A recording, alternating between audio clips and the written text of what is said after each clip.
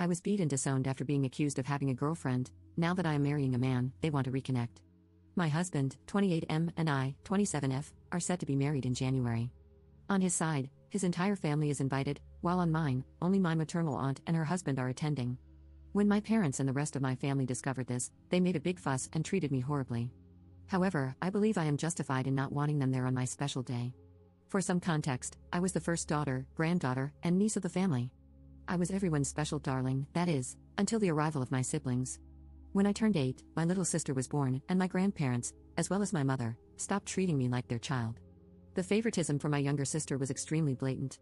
If my sister broke something, they never scolded her, but if I said something mean to my sister, I was punished.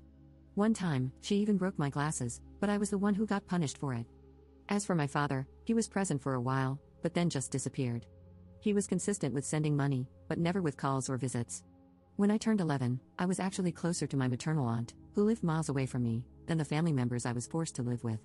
That aunt, who is 9 years older than me, is my mother's half-sister, and although I only saw her on special occasions, we talked on the phone twice a day. When I was 12 and she was 21, I stayed with her all summer, even though my mom didn't believe my aunt could take care of me, and those were the best 2 months of my life. After my vacation, I studied more and had very good behavior at school, with the intention that they would let me go see her again. However, everything was ruined when my grades in mathematics began to decline. Although I tried hard, and my aunt gave me classes and even paid for a tutor, my grades didn't improve. That year, my aunt visited me in the middle of the school year, and went with my mother to see what was happening at school. It was then, when my mother and aunt met with my teacher, that I was accused of not paying attention in class because, in my teacher's words, I was too busy being distracted by my girlfriend. My mother and aunt were amazed, and asked the teacher why he said that. The teacher argued that I was not normal, and that I was into girls. It was a religious school, so you can imagine how serious an accusation like that was. He claimed that one of my classmates was my supposed girlfriend, and that's why I was struggling to pay attention. My aunt made a fuss and threatened to sue them for discrimination, but my mother believed the teacher.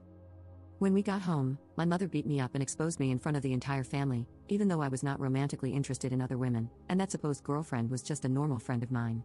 My aunt intervened and confronted my mother, and it was then that my mother kicked me out of the house and told my aunt that if she loved me so much, then I should move in with her, because I was ashamed to my mother and would not be allowed here. My aunt didn't think twice and took me with her. She called my father and told him about the situation, and they both filed a complaint and made it clear that I would stay with her. My grandmother, who lived with my aunt, also disowned and disapproved of me for the same reasons my mother did. However, my aunt, who owned the house, kicked her out. From that day on, my aunt and her husband, who was just her boyfriend at the time, took care of me as if I were their own daughter. When I turned 15, my uncle legally adopted me. He paid for my university, and throughout that time, he made sure I attended therapy. I must say that all this affected me too much, but the love he gave me helped me a lot. To me, I consider my aunt and uncle my real parents. Now that my relatives found out that I was going to marry a man, they came to apologize to me, and yes, I did accept their apology, but I did not want to have any contact with them. However, they believed that with the apology, they were more than invited to my wedding.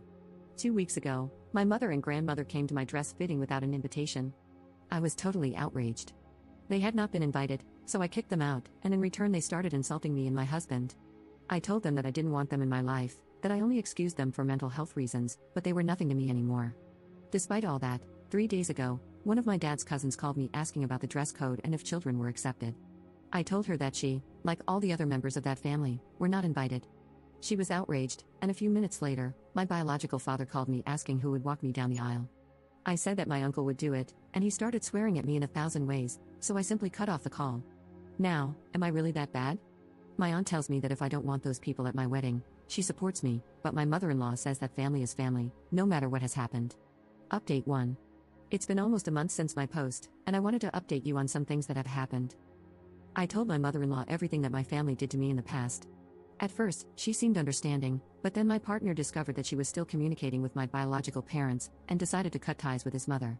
He warned her that if she continued with this attitude, she would never know her grandchildren. He also told her that the only way for her to be part of our lives again is to apologize to me and my aunt and uncle. He conveyed the same message to his father and brothers, stating that if they tried to intervene between his mother, my ex-family, and us, they too would be expelled from our lives and the lives of our future children. One thing I didn't discuss was the topic of my biological father and sister. It turns out that after some time, he accepted that I wasn't going to be a part of his life, and he returned home to my biological mother and they had another child. As for my sister, she always believed that I lived with my father, and I, on the other hand, always believed that my sister had a better life. However, I found out everything she had suffered in my absence. My ex-family mistreated her day and night. She was practically kidnapped and couldn't even use the phone or social networks, even though she is now of age. When we found out about all this, we decided to go for my sister.